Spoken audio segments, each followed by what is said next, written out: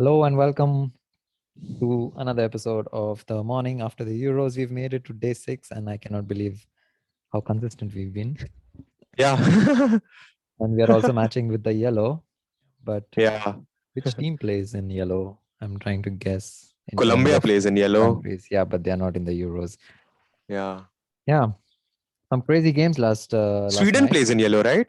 Oh yes, Sweden plays Yeah. kind of yellow, kind of blue. Yeah. Uh, and they are going to play today. So I guess Yeah. So I think we a, are supporting Sweden then. yeah, a good omen for them, as though they, Yeah. in case they need it from us, and if they care. Well, they got. I think they've. We'll talk about it. I guess we'll talk about it when we are supposed to talk about it. Yeah, okay. Yeah, Yeah. let's start with the first game. Yesterday, North Macedonia versus Ukraine. Yeah. Game where nobody wanted to score the penalties. I mean, where were the... Okay. You brought up the penalties at the beginning. We have to talk about this. Yeah, There's been okay. a lot of missed penalties in this tournament, and I've been wondering why. I got curious a couple of days ago when But somebody isn't brought it this up. just the third one? Because the first one was missed by Højbjerg, the Denmark game. Like even Alioski missed one, right? Technically, like the first part he missed. Like Which, there's been a lot. Like you don't expect these kinds of numbers. I think that if we go into the statistics of actually penalty scored to miss, like Bale missed one, then I think oh, we yeah, saw one yesterday. Then the Alioski Netherlands also game. technically missed the first part, Mhm. and then there's been at least four. I think like four Yeah. or five. Like there've Yeah, been a yeah. lot, and I think the main reason for that is The crowd. Say it. the crowd is the reason, but there was a it's not just that. There was an actual line of thought that I had behind it. So I was reading about something, and there was a very interesting thing that was told that athletes are creatures of habit. This was about remember when United versus Liverpool match got rescheduled Yeah. due to the and then they had to rotate and 3 games in 5 days or whatever it was. True. So there was somebody was discussing that only, and they were talking about this, and I thought it was very interesting. So what they said is that athletes are creatures of habit, and they like even in general everyday times, right? Like everyday things that they're doing, they like to be very consistent and very habitual with those things. True. In order to maintain themselves physically and mentally and emotionally, because Yeah. you can imagine how terrible a job it is to be an athlete and how much pressure there is. So that's what they were talking about, and that is why I think they got it took a bit of time for athletes also to get footballers to get used to the lockdown and get used to playing behind closed doors. So that was another gap to bridge, and then now that they're going back with fans, there's another gap that they have to bridge in terms of getting used to, like, calming themselves down, being routine. keeping their heads cool and stuff like that. And penalties is the ultimate example of that, right? When you have to be ice cold, you have to be the Iceman. True. And you have to keep your emotions in check, and you have to focus on what you have to deceive the guy directly in front of you, right?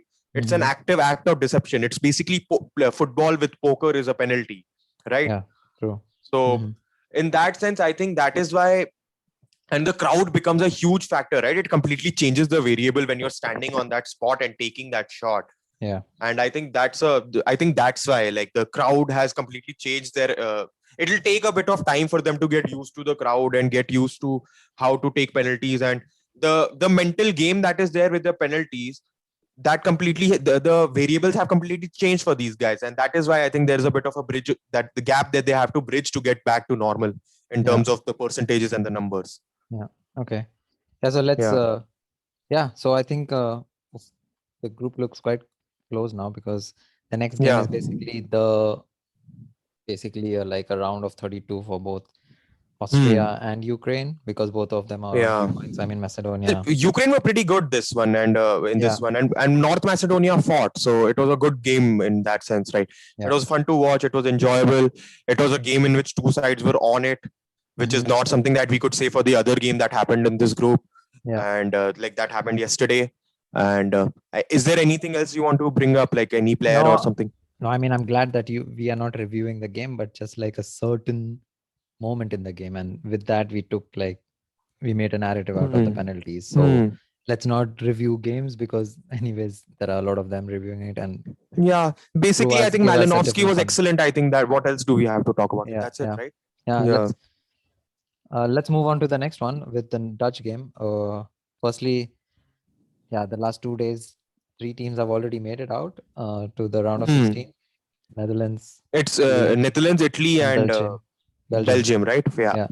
So, I mean, basically, it wasn't a cakewalk, but again, quite the game. Like a lot of missed opportunities, apart from in terms with Austria, like apart from the Alaba goal, which he wanted to score a screamer, it was quite close in the end. Did not hit the Yeah. post, but there was nothing from Austria's Nothing. Like, side. what happened? Like, what the hell happened to this? Like, I remember us discussing this game yesterday. Like, I was Yeah, quite hyped with them. I was yes. pretty impressed with their first game, and so disappointing. I was so disappointed with this one. I was like, come on, man. Like, what are you doing? Like, they've been like they've not captured the right headlines in this tournament at all. Marko Arnautovic, a complete moron, Yeah. and then this game like a complete disappointment. Like, they have good players. We've talked about this. Like, I True. don't know. Like, both Switzerland and Austria have been so disappointing. These neighboring countries, which are generally bunched together in a, from my perspective at least, they both have been very disappointing and uneven in this tournament. Yeah. And I was very disappointed with Austria. Again, Alaba played out of position. Like he was playing right in the middle Yeah. of the back three. Which Like, is what's like the plan? Like, what are you planning to do? Like, okay, fine, you have one guy who's awesome at everything, fine. Yeah. But still, at least give him, he's still a human being at the end of the day, right? You can't just keep putting him wherever you want. It's not a fucking jigsaw puzzle or it's not a chess piece. It's a human. Like, you have to give him consistency. As we talked about creatures of habit, you have to give him a particular role and a particular set of things to do. It might be a lot of things to do, but at least be consistent with what you're making him do. And it's completely ridiculous. It's not Alaba's fault, honestly. I don't think it is. Of course not. Yeah. Okay, game 2. By the way, now I see a pattern flourishing here in terms of the Dutch team. Go ahead. Yeah. I mean, it's very obvious. I hope the coaches are taking notice, because if they don't, then maybe I should apply for my a license. They're only playing on the counter. If you go to see. That's all that they want. But they were looking good on the counter at least this game. Yeah, Depay, Van Aldum. I think it was it was that Austria didn't put up a fight. Yeah, go ahead. Yeah, sorry to cut you off. Of course, and the right wing back is scored like 2 and 2 out of nowhere. So they have the pace, and like during a preview I already told, like Memphis Depay and Azpilicueta like are my favorite non-LFC players. And I love them, like for what they bring, what they do to the game. So Depay was excellent. My God. Again, like such a cool, calm-headed guy, and like just knows his football so well. And he is like, he gets a different kind of energy also. I felt like when he's on the ball, there's something that you see, right? There is exactly an aura. Exactly. Yeah. That's what I also felt like, that he was like, there was something otherworldly about his performance yesterday, especially in the highlights. When you check it out, you're like, oh yeah, whenever Memphis Depay is on the ball, you feel that Memphis Depay is on the ball, unlike anybody else on the pitch. Also, I wanted to ask, like, did Martin de Roon's ball reach Dublin from Amsterdam? The one which he skyrocketed it. Well, I've been on the lookout for it. It might land anytime soon. Oh my God, what was that? But I'm glad he took it in good humor. I saw his tweet in the morning. So yeah, that was quite cool. But I mean, this team looks like settled. The lineup also yesterday was quite good compared to the but I'm still not expecting too much from him. I'm not going to be too impressed when the opposition basically didn't turn up. So but who would you choose? Like, I'm giving you a situation now: Italy or go ahead. I'm interested.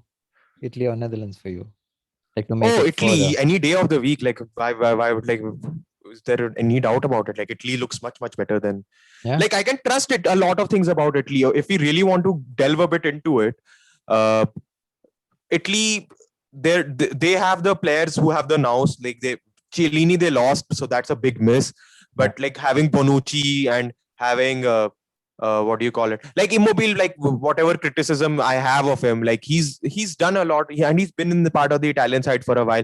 Donnarumma is excellent. Like, the way the Donnarumma is a huge part of why this Italian backline is excellent, and why they don't get as exposed as they should be.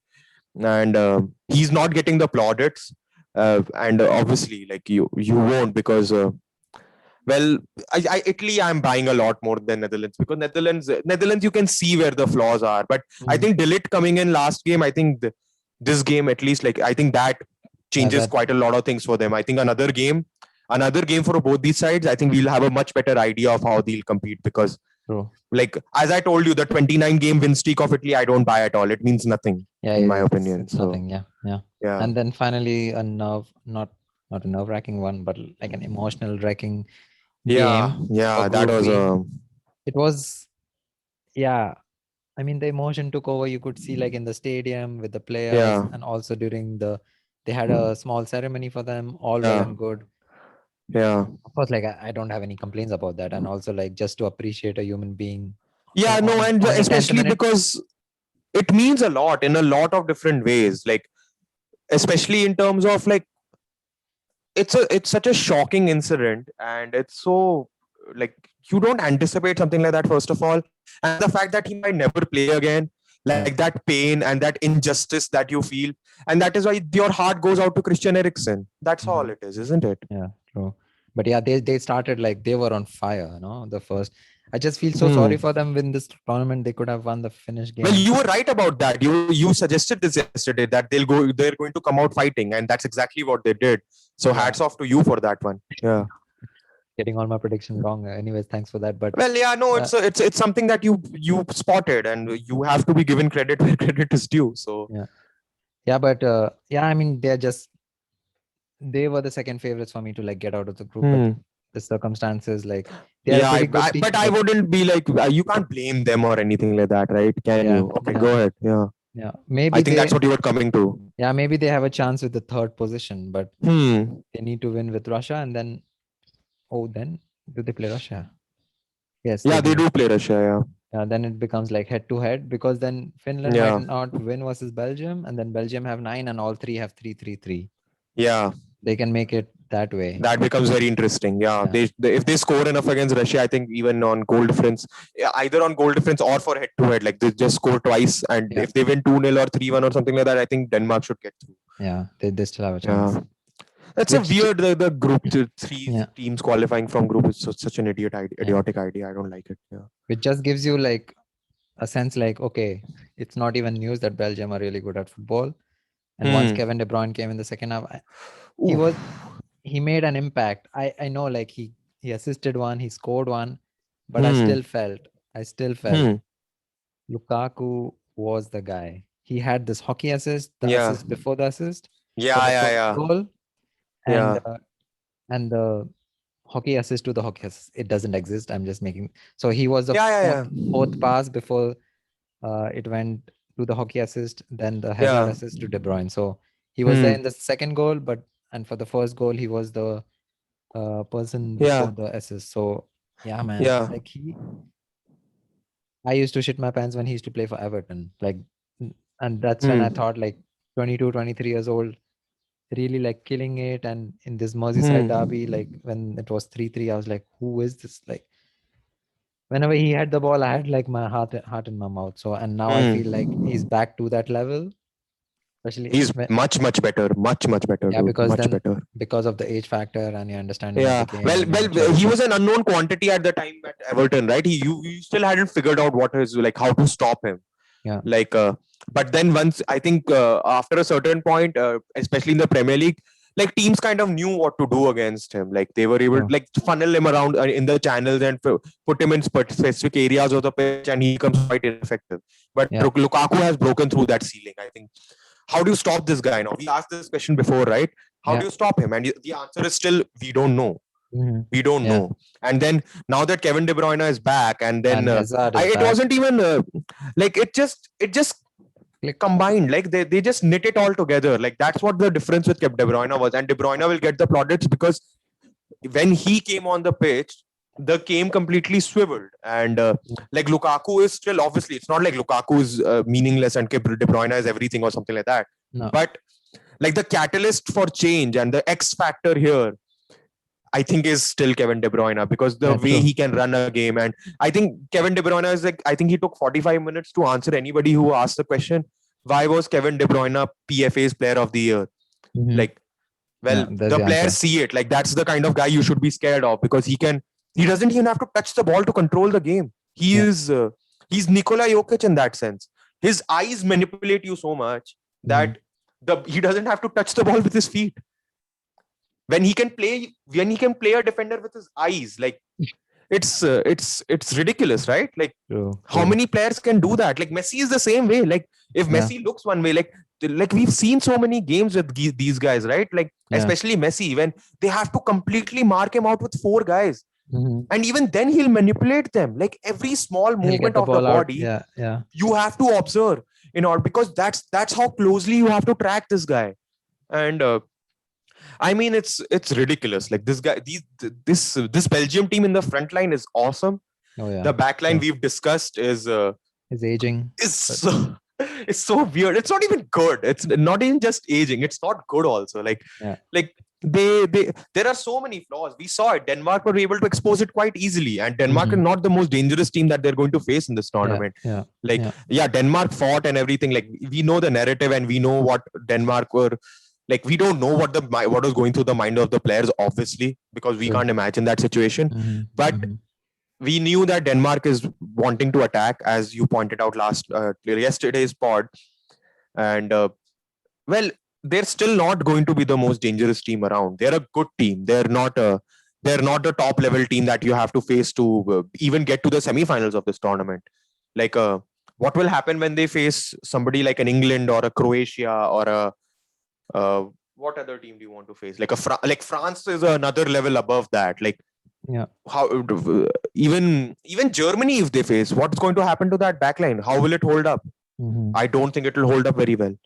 You have to outscore them, and that is where you need Lukaku and De Bruyne and everyone, not just one of them, all of them. You need Hazard on form also. You need everybody on fire. I think the way they win is just like outscore the opposition. Outscore them. Yes. Okay. Moving on to 25 years later, back at Wembley, Scotland plays England. It seems like ages since England played. I don't know why. It does. It does. There's so much happened, right? Like so many good games, so many interesting games, so many weird things. Like it's an eventful tournament, to say the least. And true. Group B, England is playing Scotland. Big game for both of them. I'm excited for this one. So and then Croatia plays Czech Republic. Croatia need to get their stuff together. I'm not worried about Croatia. That's the benefit of having an aging group of players. Like when things go down, when things look bleak, they're the guys you want to know. You want in your corner. You want those guys with you in the trenches, because those are the guys. Luka Modric knows what to do. Anybody who asks that question has either not seen football in the last 20 years. He's been in some sort of football coma. Like, what have you been watching? Luka Modric knows exactly what to do in this situation. He might not be the guy scoring the goals, but I would expect him to control the game, because I don't think Czech Republic, like Patrick Schick is an X factor here. So let's see if Patrick Schick completely breaks the Czech Republic down, then hats off to him. But I'm confident with Croatia. Then they deserve to qualify. But Croatia should should knock the Czechs over. And then of course the big game, like Scotland. I mean, it's not that big. It's just hyped up because of the rivalry, political rivalry and economic rivalry. But it's fair enough. Like France, Germany, but both teams are good in that case. In this case, not really. Neither team you can say like, with confidence, like, this team, I know exactly how good they are or how they've been proving us over the years. Okay, what's the third game? Let's discuss that. I just want to give a scenario here, a narrative here. Go ahead. If England top the group, then they need to play either Portugal or France. If England finish second, then they play the likes of, I think, Group B, Ukraine, Netherlands one, that one. So they have a decision to make to lose their pride and to lose to Scotland and finish second, or like just keep winning, because in order to win you need to beat the best. So that's just a small narrative.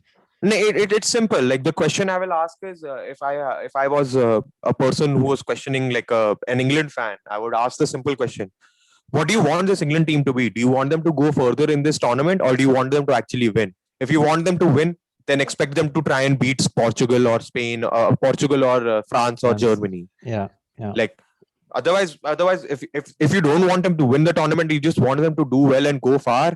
Then then do the thing that like just drop a game or something like that. That idea I don't agree with. If I was a football manager or somebody, like it's an invalid opinion because I'm neither of those things. But like I would want them to, because you need form and momentum and luck and these kinds of things. It's a talk out tournament at the end of the day, and you have to do your best and you have to win every game, because like these kinds of ideas, like they might work in a league status or like in something in which you have a longer period of time to prove your thing, but in a competition such as this, you have to take each game as it comes and you have to try and win every game that you have. Like people won't accept it, like people would not enjoy, like if England were to take a draw from this or anything like that. Like it's not a promising thing for the long term, like for this for their run in the tournament. Yeah. Okay. And then finally we end with Sweden playing Slovakia. Yeah. I mean, for a team that had just 15% possession versus Spain, like they should do at least they should do better with the possession in this game. Yeah, they have to win the possession battle in this one, right? I'm not expecting Slovakia to be on the ball too much. No. I don't know. I didn't watch enough of Slovakia to have an idea of exactly what they're trying to do. I still can't process is how Poland like messed that up. Yeah, exactly. So stupid. Yeah. But like, are we looking for another upset here? Because when we previewed the Poland game, I was like straight on Poland 3-1, and then they lose. I would expect Sweden to win because they need that result. Like they've done well actually. Like however terrible that game was, they got their result. They were able to stop Spain, and they were able to stop Spain quite well. Like Morata guilt-edged chances, whatever. Yeah, but they did their job, and they've set themselves up well in this group. They should be confident. Like Slovakia beat Poland, but Sweden is not Poland. So Sweden should be confident. They have the players. They know what they're doing. They can defend well. That's a very, very big, important thing in this tournament. Like fancy football is not what wins tournaments. It never has. That's the biggest thing with the France side. That's the thing I like most about that France team. They don't care about playing well. They care about winning the game. They want the result. They can tune it up. Like you. They can do it, but they don't need to. Like they know how to win dirty, and that's what I've grown up on. I've watched Manchester United under Alex Ferguson. It didn't matter how you won sometimes, like especially in the Champions League, and that's what they figured out in Europe. Like play ugly, but get the results. The results are what matter at the end of the day. That's what judges. People will remember moments, and that's when you tune it up, right? The tuning up thing that you refer to. That's what it's supposed to be. So win ugly, win however. I think Sweden should be able to get a result here. Like they should not draw this. They have to score. They have to win this one though. Like they're good enough. Yeah. They should get over the line. Okay. Yeah. On that note, we are going to say goodbye for today, and we are going to see you tomorrow. Thanks, Anshuman, for joining us and giving a narrative about what was that? Creatures of habit. Yeah. Hope you had some insight into that, and then we are going to see you tomorrow. Goodbye for now. Yeah. Right. Bye-bye.